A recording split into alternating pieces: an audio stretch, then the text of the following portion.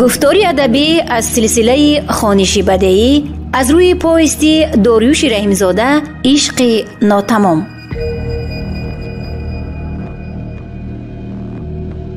قسم 14. شب وصال. بزودی خواستم فرنجی از روی خرامان بگیرم. او اجازه آن را نداد. دل آنها را یافتی، دل مرا هم بیاب، گفت او با ناز و کرشمه. گفتم اگر 100 جان داشته باشم فدای تو باد. گفت با جان باز چیز علاوه کن. گفتم 1 عمر بندگی کنم اگر بنده پرورم باشی. گفت آن چیزی که دادی به مادرم دادی، به من چی؟ گفتم همه ثروت من و ما از آن تو. او خندید و حاضر چی؟ گفته پرسید. حاضر دلم را گفتم. بعد سوال کرد با 1000 ناز و کرشمه خرامان. گفتم به چشم، هر آنچه تو گویی آن کنم. خرامان دستی بلورینش را به من داد. آن را گرفته بوسه کردم و انگشتان نقرگینش را برای خود جفت نمودم. خم شده کفش او را بدر کردم، با یک حرکت نازک او را برداشته روی رخت خواباندم. من دیگر در سر خود حکم نداشتم. شب تا به روز خواب نبودم. طوفان هم گر به سرم می آمد نزد من مثل قطره می نمود. دعای دولت تقدیر و هرچی فرمان دل بود آن کردم. می دانستم بین معامله، سودای لب و دهان و آرمان من و وصال خرامان خطر زیان نبود. هرچی توان و امکان بود فدای آن حور و پری نمودم. تعبیری رنج و غصه را در چین زلف آن مشکین کلاله تدبیر کردم. چون عاشق بیدل و مسکین دل رنجور خود را به این شهد و شکر درمان و دوا بخشیدم و غم غربت و رنج سفر را فراموش ساختم. من و خرامان احساسی بیخوابی نداشتیم. چو شب پرده سیاه خود را میل غنداشتن کرد، من کمی در را گشادم و 2 کوزه‌ای که در چکدان نورستان بود پشت آن دیدم. مطلب احترام را احساس کردم و آنها را درون خانه درآوردم. تقریبا نیم ساعت بعد در حجره ما را کسی به نازکی انگشت زد. لباس به بر کرده در را گشادم. روز قریب روشن می شد. دیدم کسی 2 کوزه خالی را از پشت در گرفته به جای آن بالای سبد دسترخوان و طعام نهاده است. آنها را خانه درآوردم. من و خرامان با شکر و منتداری صبحانه خوردیم.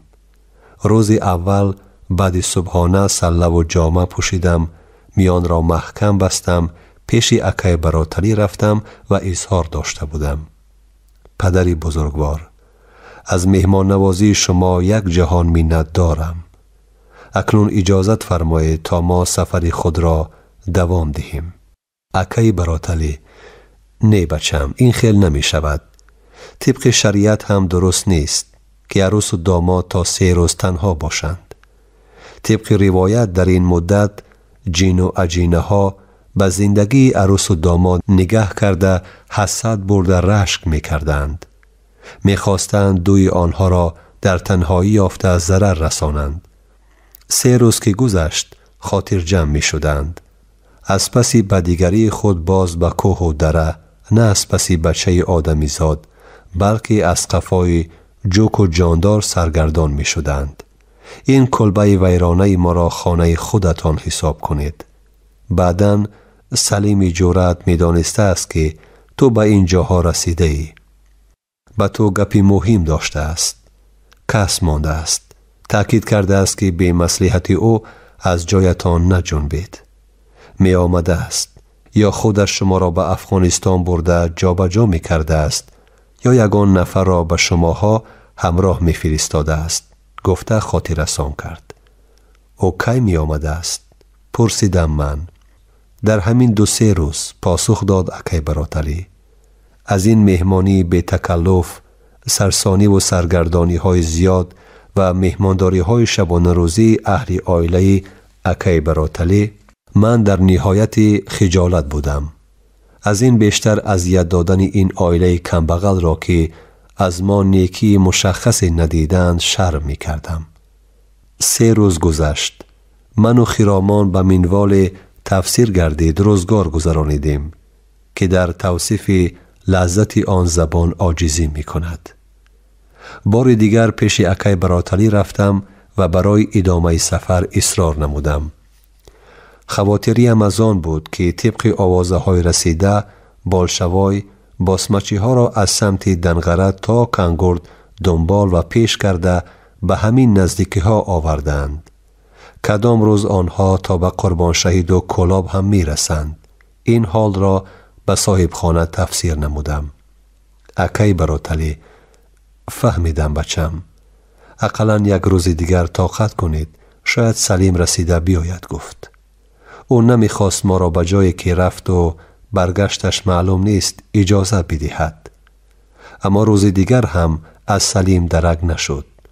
چون صبح دمید از خانه بیرون شدم که اکای براتلی مرا در حولی انتظار است. سلام مرا علی گرفته با آواز جدی: سلیم آدمی پختکار است، اما او در کجای بند شد که نامد.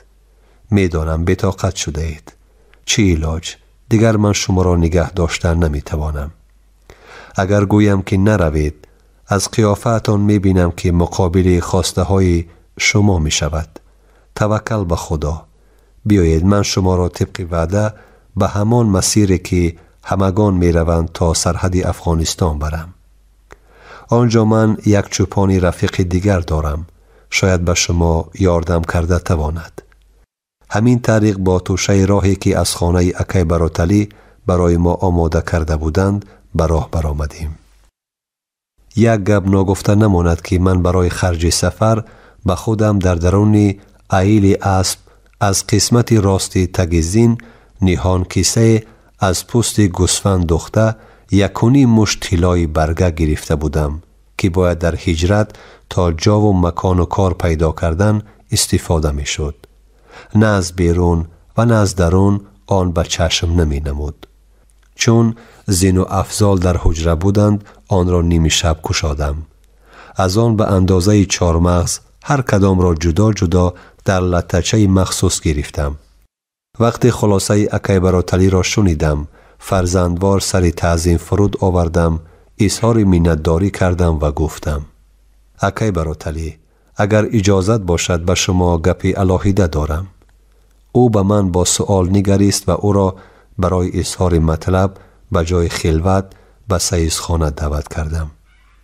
چون وارد آن شدیم دری نیم شکسته سیزخانه را بستم و با اظهار معذرت اندازه 2 چهارمغز طلای برگک را به کفم نهاده: اکای براتلی، شما به من، به عائله ما، به عوض همه نیکی هایتان حکم پدری دارید. میدانم این خانه و در کمبغلانه اتان هم در نزد این بای گرسخته توسط قاضی و مفتی خدا بی خبر به عوض قرضهای تهمتبار به خود شما و فرزندانتان به عاریت مانده شده است. اینها را بگیرید و 1 اندازه مشکل خود را آسان کنید تا توانید با اهل عائله حداقل در خانه ساخته خودتان باز چند مدت روزگار بینید گفتم و 2 بنچه 4 مغز مانند را سوی او دراز کردم. اینها چی هستند؟ پرسید اکای براتلی با تعجب. از دستمزدهای مهنتی برادرتان، پدری من گفتم. جیان آخر پرسید مثل سری کلابش را گم کردگی برین اکای براتلی. از برگک های طلای پدرم که به من همچون حق حلال فرزندی به میراث ماندند.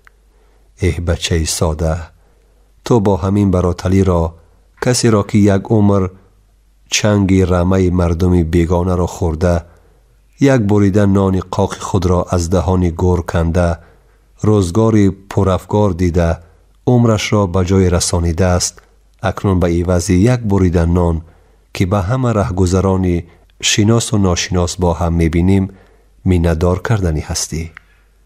معلوم می شود که تو مرا نفهمیده ای. این لطه هایت را پس بگیر بچم. خدا رزق بنده را خودش می رساند. فقط همین فرزندهایم زنده باشند، دیگر هیچ. بعد کمی توقف یک آه کشیده: درست، من مشکل دارم. درست، اما ما همه مردم این تل و تیپه های لایالود و خاکالود مشکل داریم. عذاب غلامی می کشیم. تو برای من مثل فرزند هستی. به تو راستش را می گویم. زندگی کردن من مردن تدریجی بود. آنچه جان کند تنم زندگی نامش کردند. عمری من با همین خونخوارهای شریعت فروش گذشت. میبینی وقتش میرسد ما علممان را از این قربانبایهای نامسلمان غارتگر میگیریم. کم ماند. باز اندک دیگر طاقت کردن لازم می آید. هر آدمی نوی که از بخارا و سمرقند و حصار و دوشنبه می آید خبری تازه می آرد. آنها آدمانی کسب و کار و منزلتی گوناگونند. هر کدامشان به طرز خود دیگرگون شدنی عالم را شرح می دهند. بی سواد باشم هم عمق گپ را می فهمم. من خود را به یگان چیز و به یگان کس محتاج نمی شمارم. از جور فلک پروا هم ندارم. می خواهم مشکل خود را با دست خود اجرا کنم. اکای براتلی به نقطه نامعلوم نگاه کرده کمی خاموش ماند. من باز به زاری و تولا در آمدم. از نهایت صدق بودن این پیشنهاد را گفتم، اما گپم نگذشت. دیدم که قهرش آمده ایستاده است. صحبت را در این موضوع قطع کردم و عاقبت: اکا، آخر من اینها را به افغانستان بردن نمیتوانم. برای هیچ چیز نی. فهمند به خاطر همین زر مرا میکشند. چیکار کنم؟ اینها را به کی مانم؟ اگر نصیب باشد باز میگردم و اگر نه اینها را برده به مادرم دهند. گفتم این خیل باشد بیا این طرف. مرا از آرینجم گرفته به کنج سیزخانه برد. از قسمت بالایی دیوار در یک جای نزدیک به سقف در کفیدگی دیوار: انا اینجا بیمان و با این چوب آن را تیله ده در آن تر رود تا ناعیان شود. گفت من همین خیل کردم. اکای براتلی بیرون رفت. یک کفلای آورد و با شست به بالای آن مخفیگاه سخت زد که همه چیز ناپدید شد و علاوه کرد: اینجا را هیچ وقت فراموش نکن. کنج روبروی سمت چپی درآمده عاقل و بالاترین کف دیوار که یک مشت لای به چاکی بالای آن درآمدگی است. غیر از خودت دیگر هیچ کس این را نمی داند. باقی توکلت به خدا. معلوم بود که این پیشنهاد من به اکای براتلی ذره خوش نآمد. ما براه برآمدیم. اکای براتلی با اسب آریتیش 10 قدم پیش می رفت و ما از قفای او به ساحل دریای سرخاب رسیدیم که در اول بهار خیلی سیراب گشته بود. راه بلدی ما یک به دریا نگاه کرده: بینید چی طور شترخیز می کند، موج می زند. بهار گذرد این یک دریای مرده است. معلوم می شود در کجای بارانی سیل می بارد. خلاصه برآورد اکای براتلی و سخنش را دوام داده: باکی نیست. اینجا گذرگاه است. شما صبر کنید. اول من گفته به آب در آمد. بین آب چقر بوده است. فقط فوک اسب می نمود. اکای براتلی تا میان در درون آب بود، اما استاکارانه بی ایبا به آن طرف دریا گذشت. آنگه از اسب فرامد، 10 قدم پایین تر رفت و با آوازی بلند: انا از همین جا گذرید.